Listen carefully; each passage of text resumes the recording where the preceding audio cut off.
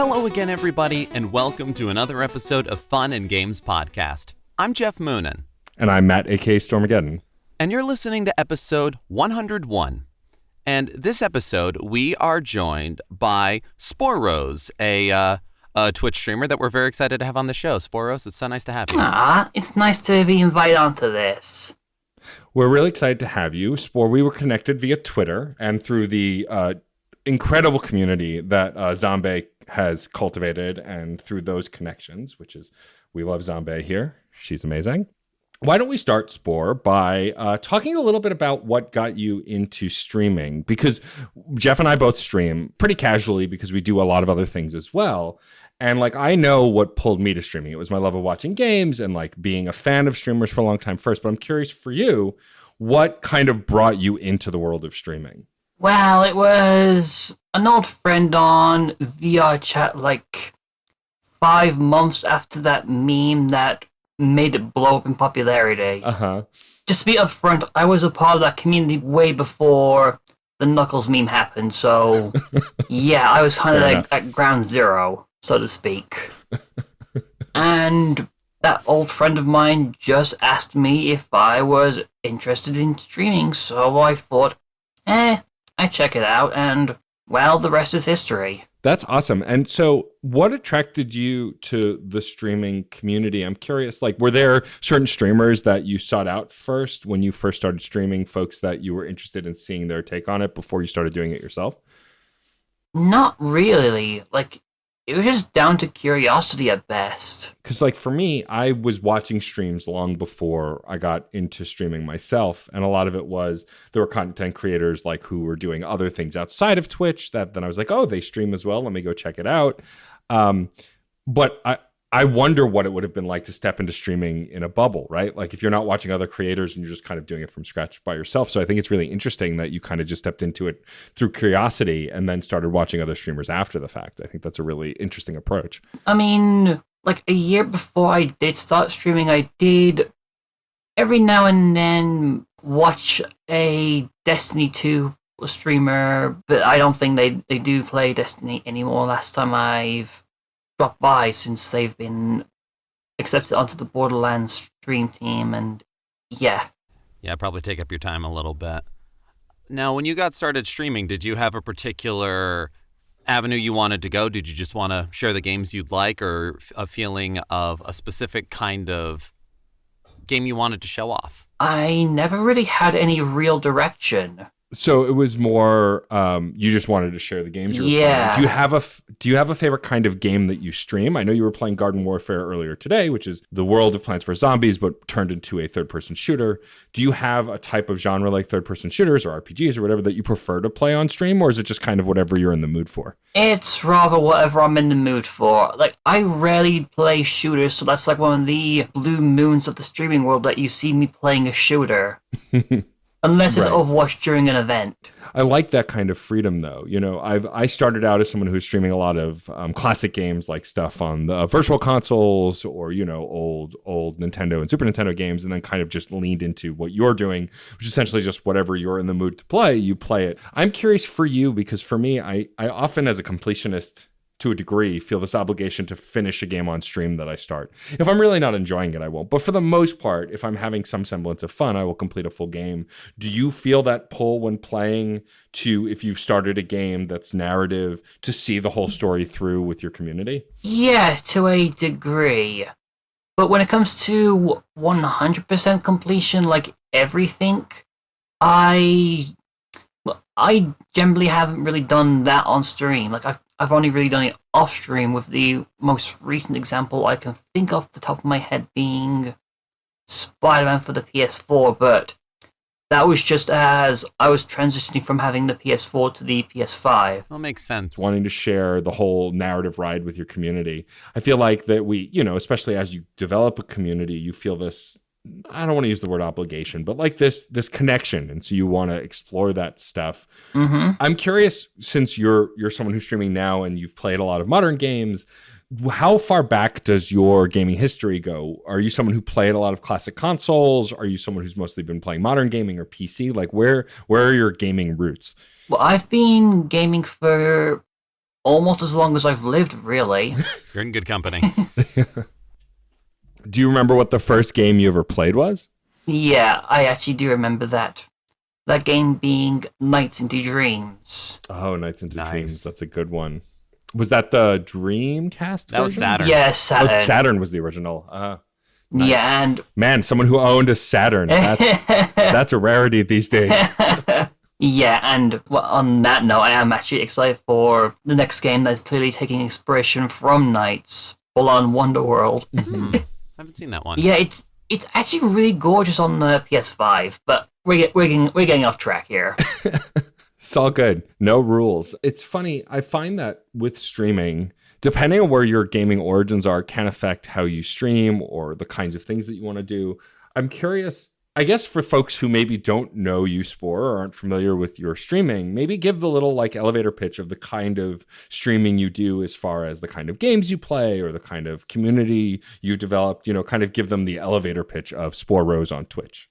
Well, I want to say that vibes-wise, my channel should be the kind of place you go if you want super cute vibes. Nice. Yeah. Excellent. And Love and that. that's definitely there from before the stream starts. It's very upfront. I really appreciate that. Yeah, and as far as content-wise, it's really true variety when it comes to what games are being played on stream. Like, it's rare you'll find anything super trendy, like your Fortnites and your League of Legends. Like instead of those, I'd be playing something like Spiritfarer, for example. I'm actually trying to remember when I was watching some of your streams before. One of the games you were playing that I wasn't aware was a deck building game you were playing on the Switch. Oh, Neoverse. That was Neoverse. That was actually the second time I played Neoverse. Like the first time was on my personal obligation for the channel called Game Pass Sunday. And what Game Pass Sunday is, for anyone who does not know, is every Sunday I take a game that's on the Xbox Game Pass catalog, whether it's on console or on PC, and that's the game I play on Sunday. Wednesdays have a similar setup called PS Now Wednesday. That's with the PlayStation Now service. Different to PlayStation Plus for anyone not too familiar with the former. Yeah, PS Now allows you to stream a digital library of, I know, PS3 games. Are there PS4 games now on PS Now? Yeah, like any game that's on there, as far as I know, can be streamed to your PC, or any PS4 and PS2 games. Those can be directly downloaded. That's excellent. That's an awesome service. I don't know that I have PS Now, but that's cool that you've incorporated, you know, talking about your content, exploring these giant catalogs as like a point of, you know, interacting with the audience. Like, I have Game Pass on PC as well, and like there's so many games that come out so fast for the service that I rarely can stay caught up, especially indie titles. And I love that you are taking an opportunity to dive into that stuff. What's a standout game on Game Pass that you played that you didn't know if you'd like or not, that like really stands out to you? Aside from Spiritfarer, I would have to say Yakuza. Yeah. And this was before Game Pass had the massive expansion of the Yakuza remasters, like just last month. Oh, that's right. Mm-hmm. Well, last month as of this recording. Did you start with Yakuza 0? I'm trying to remember which one it was, but I think it was 0. It's such a great franchise. I'm so glad that Xbox is pulling it over to Game Pass. I also, similarly to you, discovered Yakuza when 0 went to Game Pass and played it there and fell in love with the franchise because it's just, I didn't think something so dramatic could also be so wild and goofy at the same time, and it really does tone really well. And I feel like they're good games to stream, right? Especially when some of the combat or some of the wackiness is happening. Like, that feels like a very communal, kind of almost movie theater experience. Yeah, I would definitely agree with that statement. Do you find that there are certain types of games, genres of games that have a better communal feeling like that? Yeah, absolutely. I agree that Yakuza series is wonderful.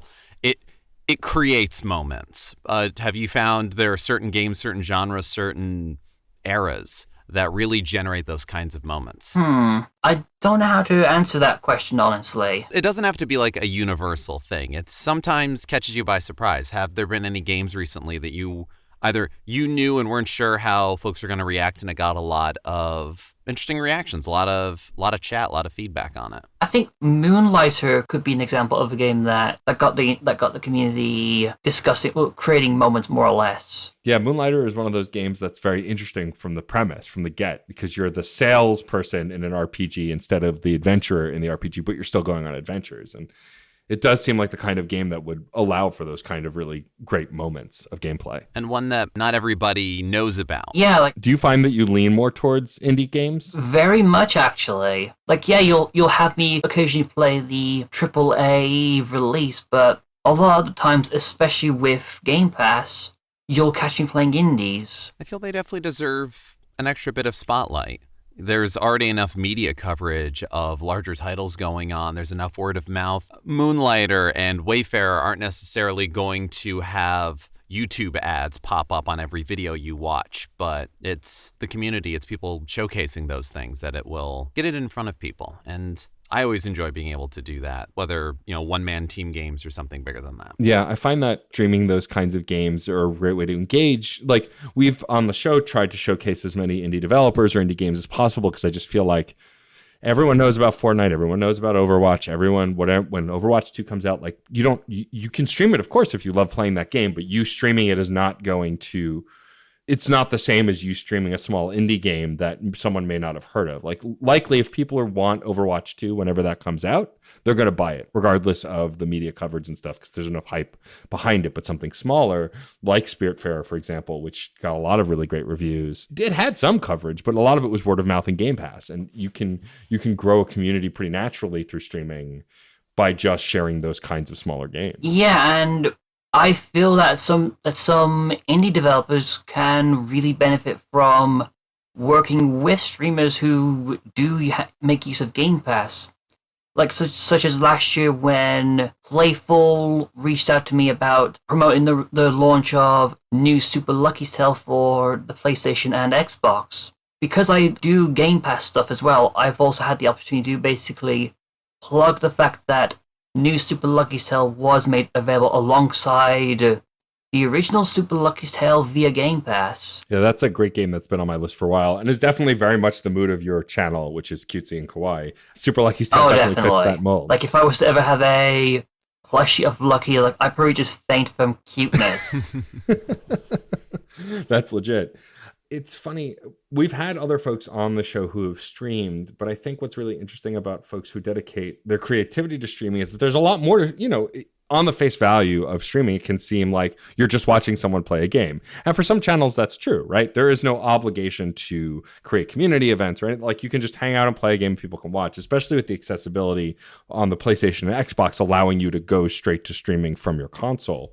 Do you have a preferred method of streaming? Do you prefer to use a capture card on PC? Is it easier for you to use it directly through the interface on the game consoles, or is it just depending on the game you're playing? I will say that I have done streaming from the console directly from the PlayStation 4 when I was first starting out, and I had the capture card several months in, and I will say that I do generally have the preference towards using the capture card. That makes sense. I mean, you can customize your loadout, change how you look. I think that what Sony and Microsoft need to do to up their game is allow folks to manipulate some of that stuff. Even if it's simple like frames or just very basic stuff, it would allow for a more customized experience, because I agree. I think using Streamlabs or OBS or whatever while going through the capture card is you can build more of a personality for your streaming because you can customize the look of everything. Yeah, and I believe there is a setup for streaming from the console directly,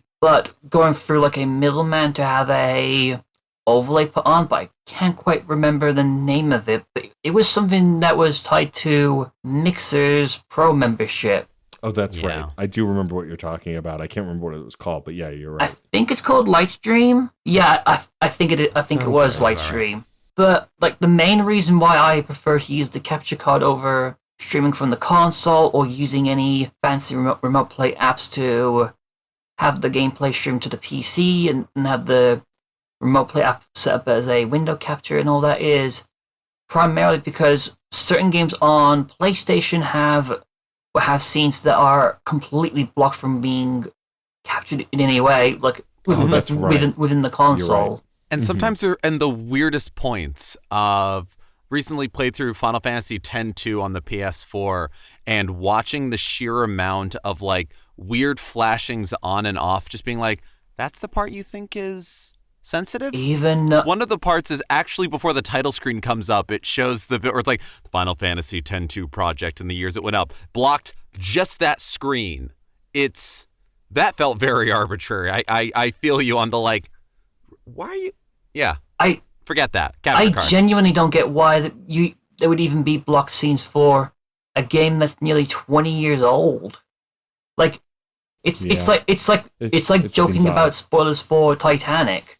That movie's over 20 years old. We've had plenty of time to go and see it unless you were just born, like yesterday.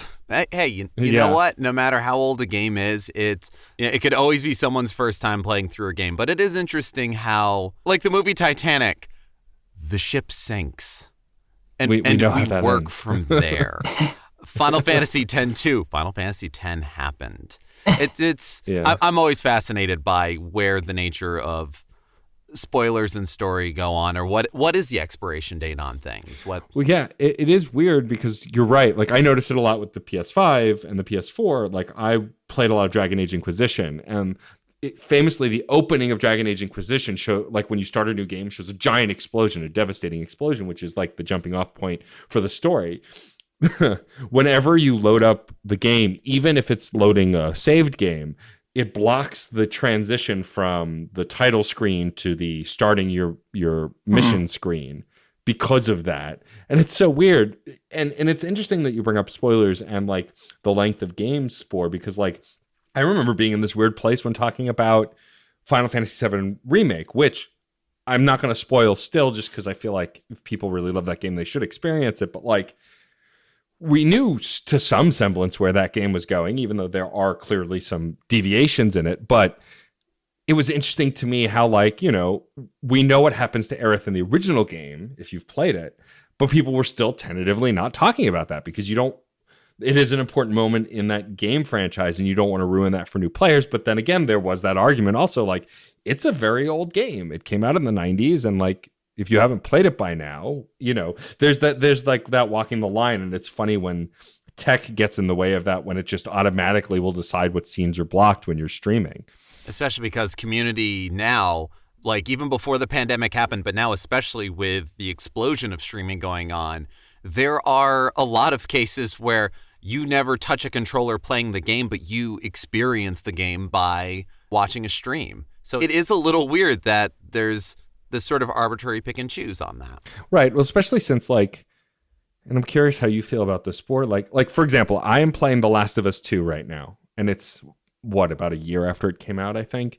And like, I carefully avoided spoilers. But that said, if I were casually, scrolling through Twitter or looking online and I spoiled myself, I wouldn't blame those communities. I didn't play the game when it first came out. And at this point, it's like, if I'm looking for it and I'm spoiled, I'm curious how you feel about spoilers, especially with streaming. Like, if you're playing a game that you've played before on stream, will you be careful not to spoil it in case someone watching hasn't seen it? Or do you just kind of feel like if they're here, and I'm going to talk about it? I generally give a warning about spoilers. Like, if it's something that's really, really hyped and I'm nearing the end game of it. I mean, that makes a lot of sense. I feel like also, especially maybe if someone's tuning into that, like, for example, I watched you stream one of your first, I've watched you stream a couple times, but if I was tuning in and you were in the last chapter of a game, you giving a spoiler warning, I think, is really helpful, especially since someone clicking on a stream, even seeing the game they're playing, you can't necessarily exactly know where they are. So that makes a lot of sense to me. Yeah, that does make sense. I mean, as a streamer, you can only take so much responsibility for someone's interaction with a game, a franchise, a story. I mean, and yeah, just giving we're entering the end game. Spoilers for the end of the game. What more can you do?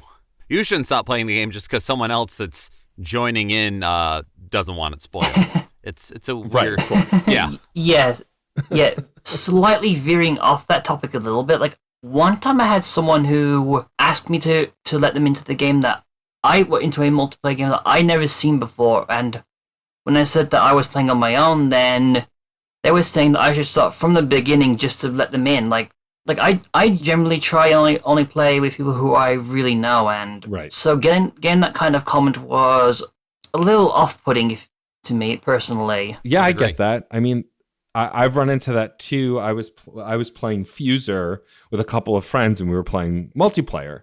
And someone came into the stream and said, "Let me play with you guys." I'm all for excitement within the community, right? And there are times to have community game nights where you play with your community or something. But there's this weird expectation, I think, for some people watching, like, let me do this thing with you, and there's a time and place for it, and I can see how that would be a little off-putting. There's, I guess, this expectation as a streamer of like, I'm here to watch you, you should do this thing I said, and that's not necessarily fair to you, of course. You're trying, especially if you're playing with friends or playing on your own or at a certain point in the game. I can see why that would be off-putting, someone kind of just showing up and be like, hey, do this thing. Yeah, like to me, it's a little pressurizing when someone new comes into the community and they start dropping those kinds of demands as if they know the person personally. Yes. Right. It's a strange entitlement. And like, it's not impossible to get to know streamers very well and become even friends with folks that you started out as a community member. Like, that happens fairly naturally, especially if you become a mod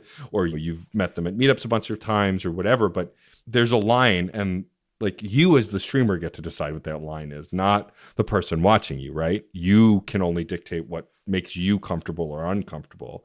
And you have to be clear about that, and that's not always easy, but I think it's important, right? If you have boundaries, to state those boundaries and be upfront with your community about it. Yeah, like my main reason of having those kind of boundaries is in the very slight chance that someone does play with me and suddenly they want to go into voice chat, and all of a sudden they start spewing out all kinds of bigoted phrases over the mic just to try and get Twitch to shut me down. That's kind of necessary when you aren't really coded very well by mods. Right. Yeah, no, and I get that. I feel like, voice chat is a whole other ballgame, right? Like, you set up community rules, you set up how you want people to talk and how to treat each other. And if there's someone you don't know on voice chat, it's a variable you can't control. It's different if you're playing with close friends, and because also with close friends, if they do say something stupid or something offensive, like, you with a close friend, you'd feel perfectly comfortable calling them on their BS. But like, if it's a complete stranger, you don't know how they'll react. So I totally get that. You want to stop that stuff before it gets to that point, because then once that's happened, you've lost control of that kind of a situation. So I get wanting to keep that under wraps. Totally makes sense. You want your community to be, you talked about at the beginning of the interview, like, you want your community to be a safe, cute space, and you can't control that if you have a random element of voice chat. And that's what your community is coming to you for. Spore is this kind of warm, comfortable, and friendly experience. And if you're bringing strangers on, you lose all control of that. Yeah, that is definitely one thing that can't really be controlled all that well. So hence the necessity for setting boundaries, setting rules. Familiarity and trust must be built over time and slowly earned, because lines can very easily be crossed, and it's very difficult to roll those things back. So, especially when creating a safe space, I'm very much in agreement for it's easier to be a little stricter on the lines and let it grow from there. Sure. And it doesn't mean that those things can't happen naturally, Exactly. Right? There are tons of folks who've come into my streams who I would consider I'm friendly with, who I would trust with that kind of stuff. But, that kind of stuff has to gradually evolve. And I think that's kind of natural to any kind of community building, whether it's streaming, podcasting, going to live shows, anything like that. Back in a time when we could still go to live shows, but that's neither here nor there. It's important to kind of foster that, and I will say that from what I've seen and how I've interacted and seen online, it seems very important to you to make people feel safe and feel good. You're not opposed to having real conversations, but for the most part, you're looking to help folks escape as you're trying to escape, and just kind of enjoy each other's company and enjoy whatever the game your streaming is. And I think that's really an important thing in a streaming community and just in general right now during the pandemic, is to create these kinds of spaces where people feel welcome, and you absolutely do that. Yeah. And obviously there are specific topics that are kind of impossible to avoid having to talk about. So there is also the expectation to basically be capable of discussing said topics. And I think that's important, and wanting to be able to do that is also important, especially now. Yeah. Now, when you started out streaming, I know you said you didn't have much of a goal or mission statement. You were just sharing playing games. Did you either in the back of your head or very quickly have this, I want to make this a good space, I want to make this a safe space? Where did, I can imagine the answer, but I'd like to hear it. Where did making it a cute space come from? Where, what is your kawaii history? Well, the kawaii aspect of the channel did come a while after I started going live on Twitch. It was just something that slowly grew into what became a main aesthetic of the channel. And does that come from a love of anime and the kinds of culture that kawaii comes from? Did you grow up watching? Yeah. You grew up watching a lot of anime? Do you have a favorite anime that you think kind of started that journey? I think I can guess what it would be, but I'm not going to assume. Were there some animes that kind of really started you on that path? Well, I will admit I haven't started watching anime until about 12 years of age, around that approximately. I think I was around 12 when I started watching any anime, so sounds about right. And about which particular anime really started to have me bring out the kawaii vibes. But I know that I do recall that I generally watch shorter anime series, so not stuff like Dragon Ball or One Piece where where they've been around forever. They are endless and unyielding. where it takes a straight month of watching just that one anime just to get through one plot point or one fight scene. That would be 5 minutes in if it was a Western TV show. Yeah, I got ADHD. I can't commit to that. How many episodes are there? 12? Perfect. Yeah. One season animes were my favorite back in the early days, like your Trigon or even shorter run, not necessarily one seasons, like Cowboy Bebop and that kind of thing. I think it felt more... Don't get me started on Cowboy Bebop. I'm a fan. Excellent. Excellent. I'd love to hear it. It's funny, on my other podcast, my Mass Effect podcast, we've talked about the character of Grunt, who is, of course, voiced by Stephen Bloom, who is the American voice of Spike Spiegel. What I love about Cowboy Bebop and anime of that era is what made me fall in love with a lot of American voice acting. Because even though, there's been a huge community for American voice acting since before and after that, I think it was something about that era of voice actors that went on to do so much. Stephen Bloom has been the voice of so many different things just inside of anime, and then you add video games and other Western animation. It's just that Cowboy Bebop was very much a starting point for me as far as fandom, I guess, to a level for that kind of stuff. And it sounds like it was a touch point for you as well, Spore. Well, you can thank VR Chat for that then, since everyone on that platform seems to run around in anime-inspired avatars. True fact. Seriously, that is a true fact. Yes. Makes sense. That and hanging around a particular community within the platform that has what they call anime theater, where they just watch anime. Within Nice. VR Chat. That's awesome. I love that. I love that kind of idea of, especially considering we're living in a pandemic now, the idea of creating virtual communities that mimic in-person communities makes a lot of sense. Yeah, like the whole VR Chat thing, that was way before the pandemic.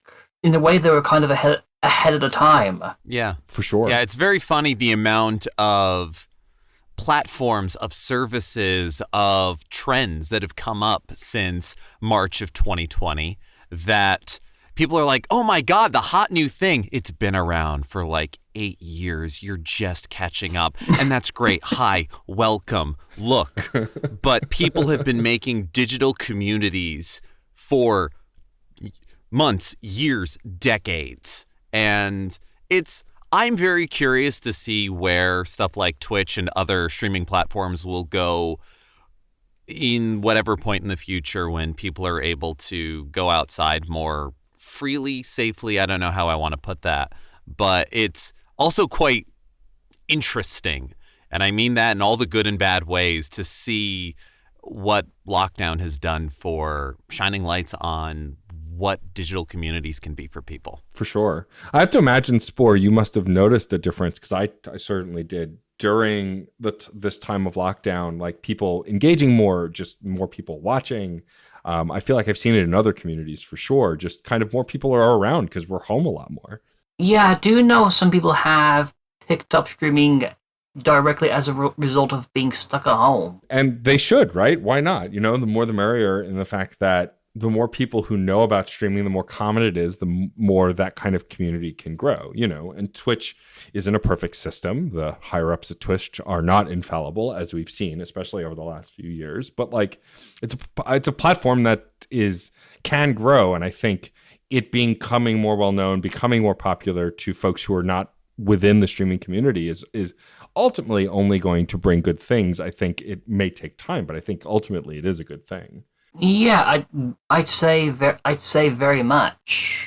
Before we wrap up, I would love for you to talk a little bit about where you see your channel going. We talked about how when you started, you were just kind of like, hey, I'm going to start this thing. Let's see where it goes. Do you have plans or goals for your stream, certain games you definitely want to play, or certain events you want to do? Like, do you have a kind of roadmap, or is the channel very much as it started, you're just kind of seeing where it goes? Well, besides the obligatory mention of going for a Twitch partnership, Heyo. Of course. I do have one major goal in mind, and that is to officially work with Microsoft's Xbox department with my Game Pass Sunday content. Mm-hmm. Like, it would be amazing for Game Pass Sunday to be like an official Xbox endorsed extension of the Game Pass service. Like being able to spotlight the newest indie game to hit the service on I'd say the Xbox Twitch channel or the Xbox UK channel if it comes to it. Well, and it's very funny because I think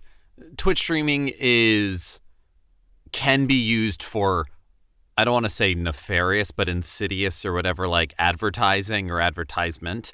But it can also be a celebration in doing that. And it's very funny how online life, attention spans, whatever you want to call it, like direct coming soon kind of advertisements need to be smaller and smaller. But because of Twitch streaming and being able to have that sort of one-to-community outreach, it's funny how advertisements can become celebrations that are multi-hour streams once a week kind of thing. It's a very funny thing.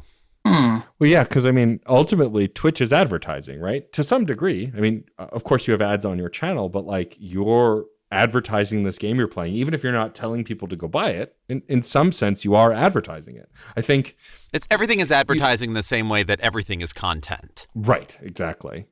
And I don't think there's necessarily anything wrong with that. But I think, that sounds like a great goal to be able, because you don't really see that, right, Spore? Like there's not a ton of like this streamer for some of these platforms. Like there's no Game Pass streamer that I can think of. You're one of the few people I know who does something that very specific. And I think that might be the future of Twitch streaming. As we see streamers partnering with more companies, there's this give and take. And I think your goal to kind of create that kind of space for Game Pass makes a ton of sense and seems completely feasible. Yeah, very much. And I even have a friend who works for Microsoft rooting for me to go in that direction and one day officially be able to partner with Xbox for Game Pass Sunday. It's advertising in a more honest way, I guess, because it's you celebrating in something you enjoy. You are showcasing what Game Pass has and can be, and that either gets people who have Game Pass being like, oh, that game, I wasn't going to pay attention to that, but now suddenly I am, or I don't have Xbox Game Pass, but I do have a PC, so, maybe you get someone like me subscribing. But because it's from that honest place of, this is a good thing, these are good games, or this just is. Yeah. And it definitely, like, that's definitely communicated with your channel. I mean, again, I you've made me a fan of watching you just because of how you interact and how it does seem like it's honestly, you love games and you want to share these games with your community. And I think that's kind of got to be at the core to some degree, right? Because you want to make a connection with your audience, and just sharing things that you really like or things that you're really curious about is a great starting point. Yeah, and I will admit that I have slightly bent the rules on what can be played on Game Pass Sunday, primarily because those exceptions are games that I actually already own. Like, for example, I've owned Nier Automata a few months before it got put onto Game Pass. Yeah, but it's on Game Pass. Right. And you're making it fit that kind of structure so you can still share those games. And I think that makes sense. Well, Spore, thank you so much for taking the time to chat with us. Before we wrap up, I would love for you to just tell folks where they can find you online, where they can check out your streams, any social media you want to share. Feel free to plug away. Okay, so if you guys want to catch my shenanigans, on Twitter and Twitch, you can find me under SporeRose, and on Instagram, you can catch me under SporeRose TTV. Amazing. That's awesome. Well, thank you again so much for taking the time. I hope that folks go check out your stuff. Please do, especially if you want to just feel cute, cuddly, and safe. I feel like SporeRose is a great place to go. Of course, thank you for listening to us. You can find Fun and Games wherever you get podcasts, as well as at certainpov.com, where there are a ton of other really great podcasts, all with a unique point of view. We're really excited. Some new podcasts are joining. They'll have been long joined by the time this airs, but we're still excited. But we are still excited. Podcasts like Comics Quest is joining us, hosted by the incredible JD Martin. We are also going to have my last podcast, my last holdout, my interview podcast, rebranding as Certain POV Autographs, joining the network, which is really exciting.